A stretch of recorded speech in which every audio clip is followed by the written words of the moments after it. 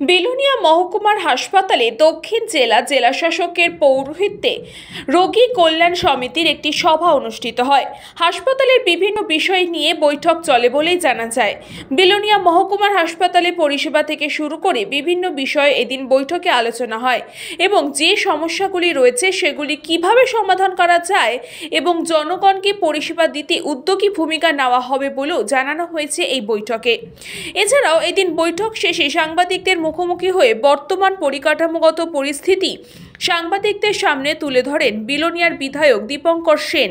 এই দিনের বৈঠকে উপস্থিত ছিলেন বিলোনিয়া পৌর পরিষদের চেয়ারপারসন নিখিল চন্দ্র গোপ, বিলোনিয়া বিধানসভার বিধায়ক দীপঙ্কর সেন, দক্ষিণ জেলার মুখ্য স্বাস্থ্য আধিকারিক ডক্টর সুব্রত দাস সহ অন্যান্য বিশিষ্ট ব্যক্তিবর্গরা। रोगी कल्याण समिति कमेटी का सोसाइटी का आज तो मीटिंग था, तो गवर्नमेंट का एक नोटिफिकेशन आया था। आरटीएस कमेटी का जो चेयरपर्सन अभी डीएम होगा सब डिविजनल हॉस्पिटल और सीएचसी।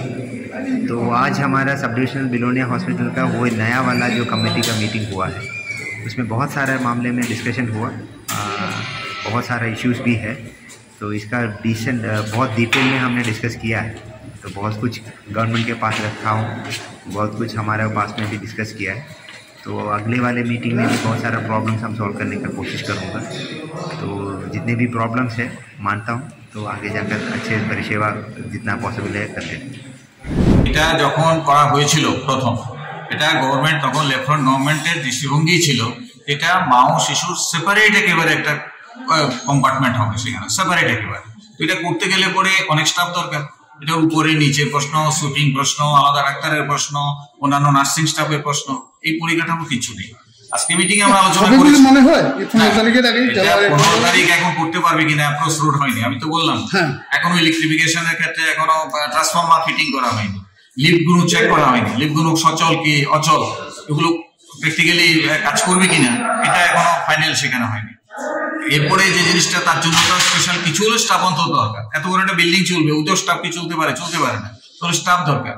এই বিষয়গুলো মিটিং এ আমরা আলোচনা করেছি। ডিএম সাহেব ছিলেন, ডিএম সাহেবকে আমি বলেছি যে বিষয়গুলো সম্পর্কে একটু ভালোভাবে ওয়াকিবল হওয়ার পরেই আমাদের সেই জায়গাতে যাওয়া উচিত। নাহলে একটা উদ্বোধন করে দিলাম, তারপর দেখা গেল যে সেখানে এটা চলছেই না, বা এই ইউনিট থেকেও ওইখানের মধ্যে ট্রান্সফার আমরা করতে পারছি না। এই জন্যই আমরা বললাম যে বিষয়গুলো সম্পর্কে একটু ভালোভাবে চিন্তা ভাবনা করেই আমাদের এগোনো দরকার। উদ্বোধন তো করতেই হবে, এত লক্ষ টাকা 4.5 কোটি টাকার মামলা, সেখানে আমরা বিল্ডিংটার পেছনে কষ্ট আমরা খরচ করলাম, এটা তো চালু করতেই হবে আমাদের। 5 বছর চলে গেল, আর কত। ত্রিপুরা থেকে হারাধন পাল, নিউজ বঙ্গ টাইম। চিকিৎসা এখন আপনার হাতের মুঠোয়, যেতে হবে না ডাক্তারখানা বা হাসপাতাল। পথিকৃৎ মেডিহেলথ গ্রুপ নিয়ে এসেছে সাধ্যের মধ্যে বাড়িতে চিকিৎসা।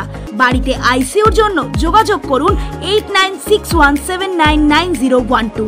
फास्ट मूविंग वर्ल्ड में वही आगे है जिसके पास है स्पीड, जैसे मेघबाला ब्रॉडबैंड। सही स्पीड सही पहचान। सो अगर कांस्टेंट फास्ट स्पीड चाहिए तो ले आइए Meghbala broadband. New Shatarupa one stop solution for your smart choice. এখানে সকল প্রকার ব্র্যান্ডেড কোম্পানির TV, fridge, mobile, computer, laptop, sound system এবং মোবাইল ও কম্পিউটার অ্যাক্সেসরিজ সঠিক মূল্যে বিক্রয় করা হয়।